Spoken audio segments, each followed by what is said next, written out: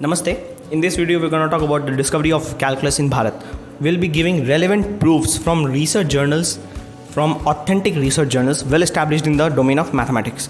तो आज जो हम बात करने वाले हैं वो हमारे प्रीवियस वीडियो में जो हमने बात की थी, बात का अंत किया था कि इस ईयर में अपने बुक में मेंशन करते हैं कि quite a bit of calculus was known to ancient Indian mathematicians. तो इसका एविडेंस क्या है? क्या वो उन्होंने बात ऐसे ही लिख दिया, अपने मन से लिख दिया? तो आज हम लोग देखेंगे इसी विषय में. Okay, so the proof that we're going to use for this particular video, for this particular talk, is from the Mathematical Association of America, MAA, which is a very renowned journal in the fields of mathematics. अब journal के विषय में जिनको पता नहीं है और वो कोई ये सोचे कि जर्नल को हम कैसे एक ऑथेंटिक प्रूफ मान सकते हैं, क्योंकि वो भी तो एक पब्लिश्ड वर्क ही है, वो ये जान लें कि जर्नल एक बुक की तरह नहीं होता कि कोई भी आए और वो अपना पब्लिश कर सकता है किसी भी एक पब्लिशिंग एजेंसी से कॉन्टैक्ट करके या पब्लिशर से कॉन्टैक्ट करके. ऐसा नहीं होता. Journal is a peer reviewed thing. अगर आप कुछ भी चीज़ जर्नल में पब्लिश करना चाहते हैं तो वो क्या होगा, जिस क्षेत्र में आप जर्नल लिख रहे हैं, जिस क्षेत्र में आपका वो शोध है, रिसर्च है, उस क्षेत्र के जो बहुत निपुण और एस्टैब्लिश्ड लोग होंगे वो उसको रिव्यू करेंगे आपके वर्क को. जो आप लिख रहे हैं वो सत्य है कि नहीं, वो स्थापित है कि नहीं, उसका प्रूफ आपके पास क्या है, वो रेलेवेंट है कि नहीं उस फील्ड के लिए. और अगर वो इन सब चीज़ों में वो पाते हैं कि हाँ ये योग्य है, तभी वो अलाउ करेंगे the publishers to publish the particular work that you have done.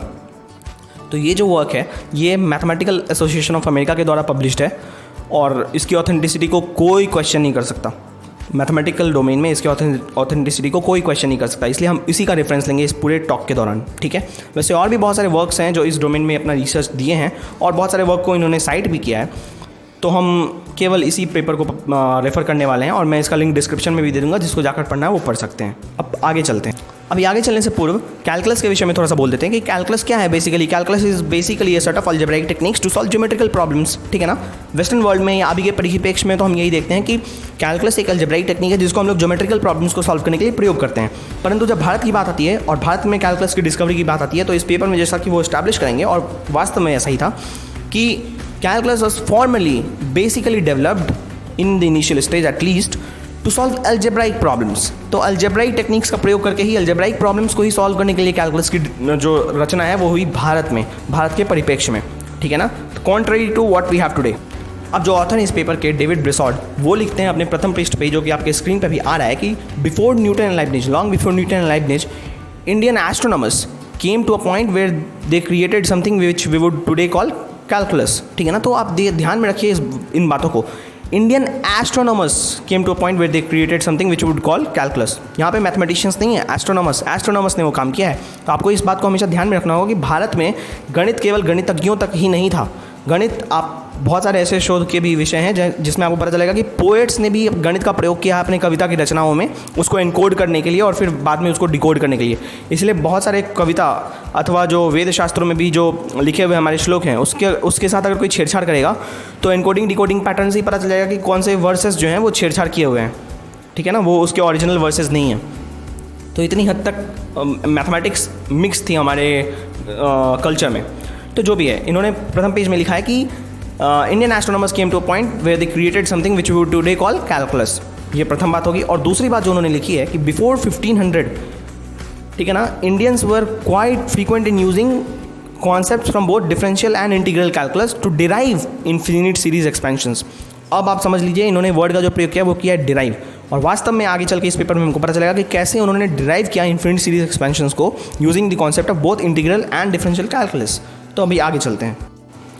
दूसरा जो वाद ये इसी पेज में प्रस्तुत कर रहे हैं वो ये कर रहे हैं कि before 1500 geometry was well developed in India. अब वेल डेवलप्ड वर्ड का प्रयोग हुआ है एक जर्नल में, तो आप समझ लीजिए वो वाकई में वेल डेवलप्ड था. ठीक है ना. जितनी ज्योमेट्री आज हम जानते हैं वो ऑलरेडी वो एग्जिस्ट करती थी 1500 से पूर्व भारत में. तो ज्योमेट्री ऑलरेडी वेल डेवलप था. अब हम कुछ हिस्टोरिकल बात देख लेते हैं जो नेक्स्ट पृष्ठ में आता है इनके. और ये लिखते हैं यहाँ पे कि जो अरब एस्ट्रोनॉमर्स थे उन्होंने जो ज्योमेट्री थी पूरी की पूरी वो इंडियन एस्ट्रोनॉमर्स से और इंडियन मैथमेटिशियन से सीखा था. मतलब इंडिया से पूरा का पूरा उनका बोरोड था एस्ट्रोनॉमी और जो भी मैथमेटिकल कॉन्सेप्ट्स हैं.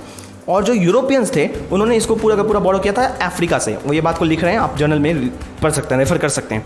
अब मैं आपको दो पिक्चर्स दिखाता हूँ जो कि भारत के मंदिरों का है और वो मंदिर 2000 वर्ष पुराना है कम से कम. अब इस पिक्चर में देख सकते हैं कि एक यूरोपियन को दिखाया गया है अपने हाफ टी शर्ट में और हैट के साथ. ठीक है ना. वो किसी जगह से बाहर देख रहा है, बाहर क्यों झाँक रहा है, बेसिकली एक बालकनी टाइप का कोई जगह होगा. और दूसरे चित्र में आप देखिए कि अफ्रीकन है, वो जिराफ पे बैठा हुआ है और जिराफ के साथ आया है. और एक राजा है भारत का जो कि हाथी पे बैठा हुआ है और दोनों में वार्तालाप हो रही है.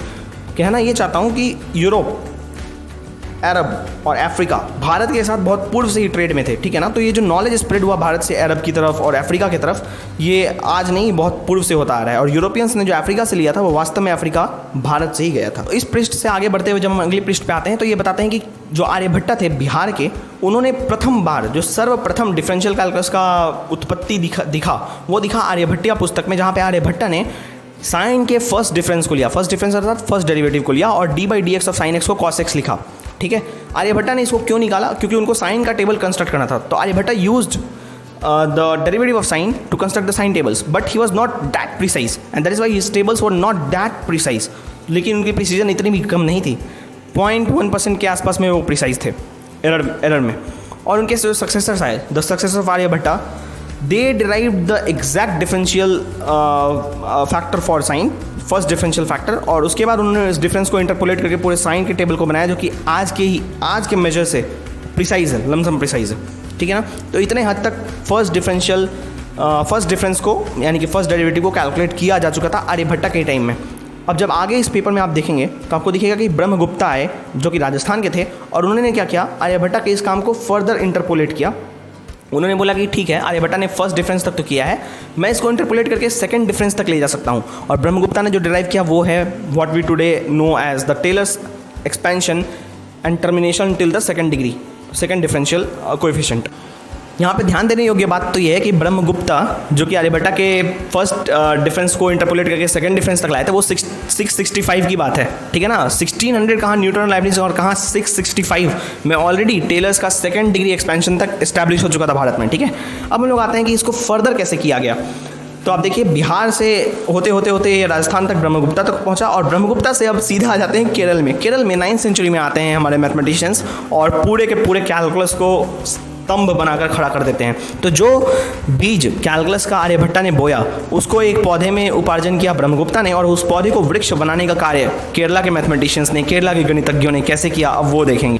तो 6th सेंचुरी में जब ब्रह्मगुप्ता ने ऑलरेडी टेलर सीरीज़ के सेकंड ऑर्डर तक का टर्म को इस्टेब्लिश कर दिया था, उसके पश्चात हमारे पास आते हैं 9th सेंचुरी में केरला के मैथमेटिशियन गोविंद स्वामी। और गोविंद स्वामी क्या करते हैं, वो ऑलरेडी स्थापित ब्रह्मगुप्ता के फॉर्मूला को हायर पावर्स के लिए बढ़ाते चले जाते हैं। अर्थात जो टेलर सीरीज़ हम आज जानते हैं वो अपने हायर पावर्स के लिए इस्टेब्लिश हो चुका था प्रूफ के साथ 9th सेंचुरी में ही, ठीक है। उसके पश्चात हमारे पास आते हैं भास्कर टू, जो कि 11वीं और 12वीं शताब्दी के बीच में उनका कार्यकाल था, 11th and 12th सेंचुरी।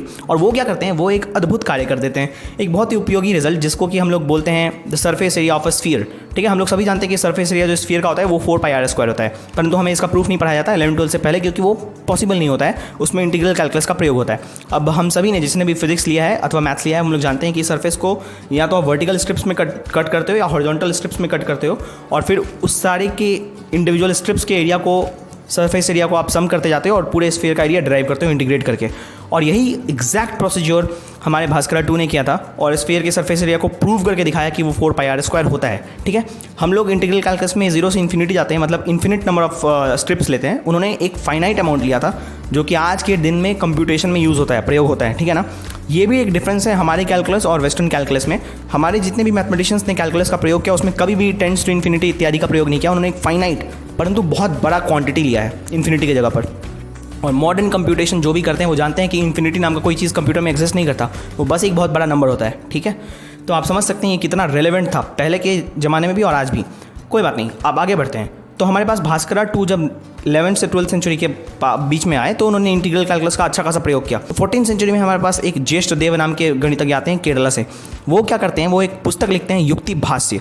अब आप इस रेफरेंस में देख लीजिए, जर्नल के रेफरेंस में, कि Yuktibhasha is still the unquestioned evidence that this entire infinite series was established long before Taylor was even born, okay. तो जिसको आज हम टेलर सीरीज बोलते हैं, ये युक्ति भाष्य जो कि एक मलयालम में लिखा गया पुस्तक है, और वो कमेंट्री है तंत्र संग्रह पे जो कि एक संस्कृत का पुस्तक है। उसमें ऑलरेडी पूरा का पूरा टेलर इन्फिनिट सीरीज मिलता है, इन्फिनिट। तो आप स्मरण रखिए, गोविंद स्वामी ने इसको हायर पावर्स के लिए इंटरपोलेट किया था ब्रह्मगुप्ता के सीरीज को लेकर, जो कि उस समय तक केवल क्वाड्रेटिक फॉर्म में था। हायर पावर्स के लिए उसको इंटरपोलेट किया, और युक्ति भाष्य में 14th सेंचुरी आते आते तक वो पूरा का पूरा इन्फिनिट सीरीज ही अब है, प्रूफ के साथ। इस रिसर्च जर्नल में भी इसको प्रूफ किया गया है, वो एग्जैक्ट सेम प्रोसीजर फॉलो है जो युक्ति भाष्य में किया गया जैसा, ठीक है।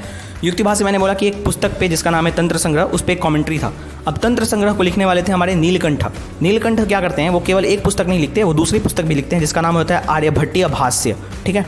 इन दोनों पुस्तक के हेल्प से उन्होंने ये बताने की चेष्टा की है हमें कि this infinite series was not just known to him, it was known to his own guru, okay, because this was coming down in a disciplic succession in Kerala and his guru's name was Madhavacharya. So he says that it's not just me knowing it, it was actually Madhava who knew it and from him we all know it. Okay, so आप देखिए फिर से इस research journal में इस पृष्ठ में लिखा हुआ है कि ये एविडेंट है, ये फैक्ट है, ये एविडेंस मिला है कि माधवा को सच में ये बात पता था, ये इन्फिनिट सीरीज ऑलरेडी माधवा को पता था. It was orally pass down. तो जैसा कि हम लोग जानते हैं कि डिसाइप्लिक सक्सेशन में जो होता है भारतीय परंपरा में सब कुछ ओरली पास करते हैं. तो ये इन्फिनिट सीरीज इत्यादि जो भी थे उसके प्रूफ्स भी श्लोक के फॉर्म में ओरली पास आउट हुए थे, पास डाउन हुए थे डिसाइप्लिक सक्सेशन में. ठीक है, तो इसका भी प्रूफ है, एविडेंट है, आप जर्नल को रेफरेंस ले लीजिए. ठीक है ना. तो अभी अपने को पता चलता है कि माधवा का कार्यकाल जो था वो 1425 तक मैक्स था. इसका अर्थ हुआ कि भले ही युक्ति भाष्य में ये हम लोगों को बाद में मिला और तंत्र संग्रह में बाद में मिला, परंतु ये जो इन्फिनिट टेलर सीरीज एक्सपेंशन है जिसको हम लोग टेलर बोलते हैं वो वास्तव में माधवा सीरीज एक्सपेंशन होना चाहिए और वो टेलर के जन्म से कम 300 वर्ष पूर्व ऑलरेडी स्थापित था. ठीक है ना. अब हम लोग आते हैं इस जर्नल के अंतिम पृष्ठ पर. तो अंतिम पृष्ठ पे आप देखिए क्या कह रहे हैं लेखक. अब ये जो पृष्ठ है ये सबसे रोचक पृष्ठ है क्योंकि यहाँ पे जो ऑथर हैं वो स्वीकार कर रहे हैं इस बात को. आप देखिए, इस बात को आप पढ़िए. यहाँ पे क्या लिखते हैं, यहाँ पे लिखते हैं कि in any case of events these things were discovered in India at least a century before they were discovered in Europe. ठीक है ना. किसी भी परिस्थिति में, किसी भी परिप्रेक्ष्य में ये जो सारी टेलर सीरीज एक्सपेंशन है और ये जो इंटीग्रल कैलकुलस और डिफरेंशियल कैलकुलस का यहाँ पे प्रस्ताव है ये भारत में कम से कम 1 शताब्दी पूर्व अर्थात 100 वर्ष पूर्व ही डिस्कवर कर लिया गया था, कम से कम यूरोप में डिस्कवर होने से पूर्व. ठीक है ना. और अंत में यहाँ पे पिंगरे कंक्लूड करते हैं, केवल पिंगरे ही नहीं, गोल्ड भी हैं एक, दोनों मैथमेटिशियन हैं, गणितज्ञ हैं. वो बोलते हैं कि ये जो चीज़ है ये रीडिस्कवर्ड हुआ था यूरोप में. आप वर्ड पे यहाँ पे मार्क कीजिए, he has cited it to be rediscovered in Europe. Okay, while it was rediscovered in Europe, the knowledge was really kind of lost in India. That is what he has written. So he seems to say that it was already being lost in India when it was being rediscovered in Europe. But in any circumstance, he is agreeing to the fact that these things were already existing in Bharat and it was just rediscovered in Europe. अब जिसको भी ये सब एक journal में publish होते हुए देखकर ऐसा लग रहा है कि अचंभा लग रहा है कि अरे ये क्या हो गया, ऐसा क्यों हो गया, क्यों यूरोप ने ऐसा किया, क्रेडिट नहीं दिया. मैंने पिछले वीडियो में भी दिखाया था कि जेसी बोस ने वायरलेस टेलीकम्युनिकेशन सिस्टम डिस्कवर किया था 2 वर्ष पूर्व ही मार्कोनी से, लेकिन उनको अभी जाकर रिकॉग्निशन मिला है और उनके बाद को इस बात को एक्सेप्ट किया गया है. तो यार ये एक प्रोफेसर हैं ऑक्सफोर्ड के जिनका नाम है मार्कस डी सुटॉय. इनके वाद को सुनो, ये क्या बोलते हैं. ठीक है ना, वेस्ट में हमारे उनके एटीट्यूड को लेकर. It seems incredible that the Indians made these discoveries centuries before Western mathematicians. It says a lot about our attitude in the West to non-Western cultures that we've nearly always claimed their discoveries as our own. What is clear is the West has been very slow to give due credit to the major breakthroughs made in non-Western mathematics. Madhava wasn't the only mathematician to suffer this way. As the West came into contact more and more with the East during the 18th and 19th centuries, there was a widespread dismissal and denigration of the cultures they were colonising. The natives, it was assumed, couldn't have anything of intellectual worth to offer the West. It's only now, at the beginning of the 21st century, that history is being rewritten. That Eastern mathematics was to have a major impact. तो देखा उन्होंने कहा, it tells a lot about our attitude in the West where we nearly always claim the discoveries of Indians as our own. उन्होंने ऐसा बोला ना, we nearly always claim, nearly always पे ध्यान देना. ठीक है. अब मेरा प्रश्न अब आपसे केवल इतना है कि आप ये सोचिए कि आपको क्यों नहीं पता था कि माधवाचार्य, आर्यभट्टा, ब्रह्मगुप्ता, भास्कर टू इत्यादि ने ऑलरेडी कैलकुलस को यहाँ पे बना दिया था, क्रिएट कर दिया था, इन्वेंट कर दिया था. आप जो बोलना चाहें उसका प्रयोग हो रहा था, ये आपको क्यों नहीं पता है. एनसीईआरटी के किसी पुस्तक में ये बात क्यों नहीं लिखी है, जबकि इसको इंटरनेशनल मैथमेटिकल जर्नल्स में पब्लिश किया जा चुका है और इसको इंटरनेशनल मैथमेटिकल कम्युनिटी अब इस पर अग्री करती है. ये रिजल्ट ऑलरेडी नोन है सभी को. दुखद बात तो यह है कि भारत में अधिकतम व्यक्तियों को ये बात पता नहीं होती, टीचर्स को भी नहीं पता होता, स्टूडेंट्स को भी नहीं पता होता, चाहे वो किसी भी स्कूल यूनिवर्सिटीज़ में हो, क्योंकि ये सब डिस्कस नहीं होता उतना frequently.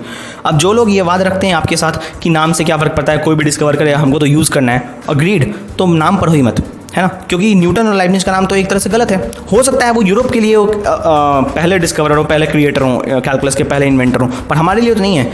History need not be the same for every other place. Okay, so for example, Europe had its own history of things happening there, and we have our own history of things happening for us, right? So we need to have a historical sense of our own. not that we copy Europe in their own historical things, right? So we need to correct it now. We all need your contribution. Share this to as many students as you can, so that each and every student of this country actually knows that calculus was not something which was discovered in Europe. It was way back discovered in Bharat, even though Europeans were not known to all these concepts. Okay, so with this I would like to end the video, and maybe some other time we'll come up with some other revelations. Namaste.